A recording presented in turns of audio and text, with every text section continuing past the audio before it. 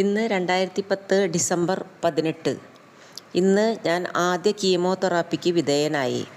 കിഡ്നികളുടെ പ്രവർത്തനം സാധാരണ നിലയിലേക്ക് തിരിച്ചു വന്നപ്പോൾ കീമോതെറാപ്പി തുടങ്ങിവെക്കുവാൻ ഗംഗാധരൻ സാർ തീരുമാനിക്കുകയായിരുന്നു. ആഴ്ചയിൽ 1 വീതം എന്ന നിലയിലായിരുന്നു റെജീം നിശ്ചയിച്ചിരുന്നത്. തൊട്ടടുത്ത മുറികളിൽ നിന്ന് കീമോതെറാപ്പിക്ക് വിധേയരായി കിടക്കുന്നവരുടെയും കീമോതെറാപ്പി കഴിഞ്ഞവരുടെയും ആർത്തനാദം പോലുള്ള ഓക്കാനവും ഛർദിയും കേൾക്കുമ്പോൾ കീമോതെറാപ്പിക്ക് മുൻപേ തന്നെ കീമോതെറാപ്പിയെക്കുറിച്ചുള്ള ഉഷ്ണിക്കുന്ന ചിന്തകളും ആശങ്കകളും എൻ്റെ തൊണ്ടയിൽ പുകഞ്ഞു തികട്ടാൻ തുടങ്ങിയിരുന്നു. അതുകൊണ്ട് തന്നെ ചിലവ് കൂടിയാലും പരമാവധി പാർശ്വഫലങ്ങൾ കുറഞ്ഞ കീമോ മരുന്ന് മതി എന്ന് ഞാൻ ഗംഗാധരൻ സാറിനോട് പറയുമായിരുന്നു. അപ്പോഴെല്ലാം അദ്ദേഹം ചിരിച്ചുകൊണ്ട് തലകുലുക്കും. ബോർട്ടിസോമിബ് എന്ന കോമ്പൗണ്ടാണ് എനിക്ക് കീമോതെറാപ്പിക്ക് വേണ്ടി ഗംഗാധരൻ സാർ തിരഞ്ഞെടുത്തത്. 2 മില്ലിഗ്രാം മരുന്ന് 100 മില്ലി നോർമൽ സലൈനിൽ ലയിപ്പിച്ച് ഡ്രിപ്പിടുകയായിരുന്നു. വെറും 20 മിനിറ്റ് കൊണ്ട് കീമോതെറാപ്പി അവസാനിച്ചു. മണിക്കൂറുകളോളം കീമോതെറാപ്പിക്ക് വിധേയരായി കിടക്കേണ്ടി വരുന്ന രോഗികളെ താരതമ്യം ചെയ്യുമ്പോൾ ഇത് വളരെ ആശ്വാസകരമെന്ന് ഞാൻ സമാധാനിച്ചു. 3-4 മണിക്കൂർ നേരത്തേക്ക് പ്രത്യേകിച്ച് വിശേഷങ്ങളൊന്നും ഉണ്ടായില്ലെങ്കിലും അതിനുശേഷം രക്തത്തിൽ കൂടുകൂട്ടിയ വിഷസർപ്പങ്ങൾ പതുക്കെ തലപൊക്കാൻ തുടങ്ങി. ചെറിയ ചെറിയ മനം പുരട്ടലുകൾ പതിയെ ഓക്കാനമായും ഓക്കാനം കൂടിക്കൂടി കണ്ടനാളം വലിഞ്ഞു കീറും വിധം ഇരമ്പിയാർക്കലായും മാറി. തടഞ്ഞു നിർത്താൻ പറ്റാത്ത തുടർച്ചകൾ പോലെ അടിവയറ്റിൽ നിന്ന് അലയിളകി വരുന്ന തിരത്തള്ളുകൾക്കൊടുവിൽ കടുംപച്ച നിറത്തിലുള്ള ഛർദി പുറത്തു ചാടും. ജീവിതത്തിൽ ഇതുവരെ അനുഭവിക്കാത്ത വിധത്തിലുള്ള കയ്പ് തൊണ്ടയിൽ നിന്ന് ശരീരത്തിലെ ഓരോ കോശങ്ങളിലേക്കും പടരും.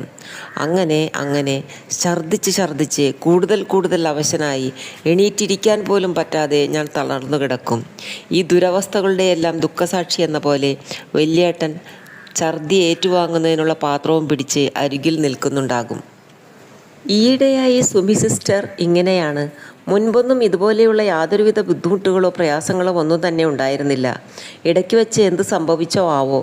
സുമി സിസ്റ്റർ വീണ്ടും പരിശ്രമിച്ചുകൊണ്ടിരിക്കും. ഒരു ഉറുമ്പുകടിയുടെ വേദന പോലും അറിയാതെ നിസ്സാരമായി സാധിക്കപ്പെടാവുന്ന ഒരു കാര്യം. എൻ്റെ 2 കൈകളിലും സുമി സിസ്റ്റർ മാറി ശ്രമിച്ചു നോക്കും. സിസ്റ്ററുടെ മുഖം സംഭ്രമം കൊണ്ട് പതുക്കെ ചുവന്നു തുടുക്കാൻ തുടങ്ങും. നെറ്റിയിൽ പതിഞ്ഞു കിടക്കുന്ന മനോഹരമായ കുറുനിരകൾക്കിടയിൽ വിയർപ്പ് കണങ്ങൾ പൊടിയാൻ തുടങ്ങും. എൻ്റെ 2 കൈമടക്കുകളും ചുവന്ന് തിണർത്ത് നീറിപ്പുകയാൻ തുടങ്ങുമ്പോൾ അറിയാതെ ഞാൻ കൈകൾ പിൻവലിക്കാൻ ശ്രമിക്കും. അവസാനം ഒന്നും പറയാതെ തല താഴ്ത്തി ഒരു പരാജിതയെപ്പോലെ സിസ്റ്റർ മുറിവിട്ടു പോകും. സുമി സിസ്റ്റർ പോയി കഴിയുമ്പോൾ ഇതൊന്നും കാണാൻ കഴിയാതെ തലതിരിച്ചു നിൽക്കാറുള്ള വല്യേട്ടൻ വന്നു ചോദിക്കും, കിട്ടിയിട്ടുണ്ടാവില്ല അല്ലേ? ഞാൻ മുഖം ചുളുക്കി ഒന്ന് ചിരിക്കാൻ ശ്രമിക്കും. കുറച്ച് സമയം കഴിയുമ്പോഴേക്കും മറ്റേതെങ്കിലും ഒരു നേഴ്സിനെയും കൂട്ടി സുമി സിസ്റ്റർ വീണ്ടും എത്തും.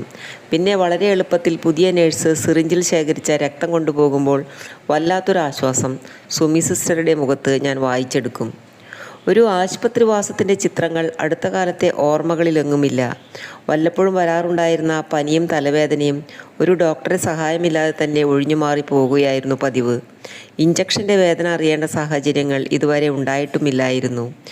അതിൻ്റെയെല്ലാം കുടിശ്ശികകൾ നിർത്തുന്നത് പോലെയാണ് ഇപ്പോഴത്തെ എൻ്റെ അവസ്ഥ. ശരീരത്തിൽ എത്രയെത്ര സൂചിക്കുത്തുകളാണ് ഏറ്റുവാങ്ങിക്കൊണ്ടിരിക്കുന്നത് എന്നതിന് ഒരു കണക്കുമില്ലാതായിരിക്കുന്നു. രാവിലെ 5 മണിക്ക് ആരംഭിക്കുന്ന കുത്തുകൾ ദിവസത്തിൽ പല തവണ ആവർത്തിക്കപ്പെടുന്നു. രക്തം ശേഖരിക്കുന്നതിനും മരുന്നുകൾ കയറ്റുന്നതിനുമൊക്കെയായി. കൈപ്പത്തിക്ക് മുകളിൽ സ്ഥിരമായി ഒരു സൂചി ഘടിപ്പിച്ചു വെച്ചിട്ടുണ്ട്. പക്ഷേ പലപ്പോഴും സൂചിദ്വാരത്തിൽ രക്തം കട്ടപിടിച്ച് തടസ്സം അനുഭവപ്പെടുന്നതിനാൽ നോർമൽ സലൈൻ സിറിഞ്ചിലെടുത്ത് കുഴലിലേക്ക് ശക്തമായി തള്ളിക്കയറ്റി തടസ്സം മാറ്റാൻ ശ്രമിക്കുകയാണ് പതിവ്. നോർമൽ സലൈൻ രക്തധമനികളിലൂടെ തള്ളിക്കയറ്റുമ്പോൾ പച്ചമാംസത്തിൽ നിന്ന് രക്തക്കുഴലുകൾ പറിച്ചെടുക്കുന്ന വേദനയാൽ ഞാൻ പുളയുമായിരുന്നു. തുടർച്ചയായി രക്തക്കുഴലിലേക്ക് ഗ്ലൂക്കോസും രക്തവും പ്ലാസ്മയും കയറ്റിക്കൊണ്ടിരിക്കുമ്പോൾ പലപ്പോഴും കൈകൾ കഴച്ച് സന്ധികളിൽ നിന്ന് വേർപെട്ടു പോകുമെന്ന് തോന്നുമായിരുന്നു. അപ്പോഴെല്ലാം വല്യേട്ടൻ അടുത്തിരുന്ന് കൈകൾ തടവി തലോടി ആശ്വാസം പകർന്നു നൽകുമായിരുന്നു. സുമി സിസ്റ്ററെ കാണുമ്പോഴേ ഞാൻ അസ്വസ്ഥനാകാൻ തുടങ്ങും. സുമി സിസ്റ്റർ ഡ്യൂട്ടിയിലുള്ള ദിവസങ്ങൾ അങ്ങനെ എനിക്ക് അധിക വേദനയുടെ ദിവസങ്ങളായി മാറാൻ തുടങ്ങി. സുമി സിസ്റ്റർക്ക് എന്താണ് പറ്റിയത്?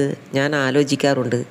ഒരു ദിവസം സുമി സിസ്റ്റർ എന്നോട് ചോദിച്ചു, സാറിന് സിനിമയിലാണോ ജോലി? തീരെ പ്രതീക്ഷിക്കാത്ത ചോദ്യമായതിനാൽ പെട്ടെന്നുത്തരം എൻ്റെ നാവിൽ നിന്ന് വന്നില്ല. പകരം ഞാൻ ചിരിച്ചുകൊണ്ട് തലയാട്ടി. ആണെന്നോ അല്ലെന്നോ എന്താണ് സുമി സിസ്റ്റർ മനസ്സിലാക്കിയിട്ടുണ്ടാകുക? അത് എനിക്ക് അറിയില്ലായിരുന്നു. വല്യേട്ടനെ ഒഴിച്ചുകൂടാൻ പറ്റാത്ത പല ആവശ്യങ്ങൾക്കായി നാട്ടിൽ പോകേണ്ടി വരുമ്പോൾ എൻ്റെ സഹായികളായി ആശുപത്രിയിൽ നിൽക്കുവാൻ ഒരുപാട് സുഹൃത്തുക്കൾ സന്നദ്ധരായി മുന്നോട്ട് വരാറുണ്ട്. പ്രദീപൻ, ബാലണ്ണൽ, സത്യമാമൻ എന്ന് ഞങ്ങൾ വിളിക്കുന്ന സത്യൻ, ആൻഡോ, കലോഭവൻ പയസ് തുടങ്ങിയവർ. ആശുപത്രിയിൽ സാധാരണ ഒരു രോഗിയുടെ കൂടെ നിൽക്കുന്നത് പോലെയായിരുന്നില്ല ഓങ്കോളജി വിഭാഗത്തിൽ കിടന്നിരുന്ന എനിക്ക് സഹായിയായി നിൽക്കൽ. സഹായികൾക്ക് സ്വസ്ഥമായി ഒന്ന് കിടന്നുറങ്ങാൻ പോലും അവസരം കിട്ടിയെന്ന് വരില്ല. പുലർച്ചെ 5 മണി മുതൽ നഴ്സുമാർ മുറിയിലേക്ക് വന്നുകൊണ്ടിരിക്കും. രക്തമെടുക്കുന്നതിനും ഇഞ്ചക്ഷനുകളും മരുന്നുകളും നൽകുന്നതിനും ബെഡ്ഷീറ്റും തലയണ കവറുകളും മാറ്റുന്നതിനും അങ്ങനെ പലതിനും. പല്ലു തേപ്പിക്കുന്നതിനായി താങ്ങിപ്പിടിച്ച് വാഷ് ബേസിനരിയിലുള്ള കസേരയിൽ കൊണ്ടിരുത്തണം. മുഖം കഴുകുന്നതിനും വായ കഴുകുന്നതിനുമുള്ള ചൂടുവെള്ളം പാകം നോക്കി കൂട്ടിയെടുത്തു തരണം. ടോയ്ലറ്റിൽ പലതവണ താങ്ങിപ്പിടിച്ച് കൊണ്ടുപോകണം. രക്തവും പ്ലാസ്മയും മറ്റു ഡ്രിപ്പുകളും കയറ്റിക്കൊണ്ടിരിക്കുമ്പോൾ കണ്ണിമ ചിമ്മാതെ നോക്കിയിരിക്കണം. മരുന്ന് വാങ്ങുന്നതിനും ബില്ലടയ്ക്കുന്നതിനുമൊക്കെയായി പലതവണ മുറിയിൽ നിന്ന് താഴേക്ക് പോകണം.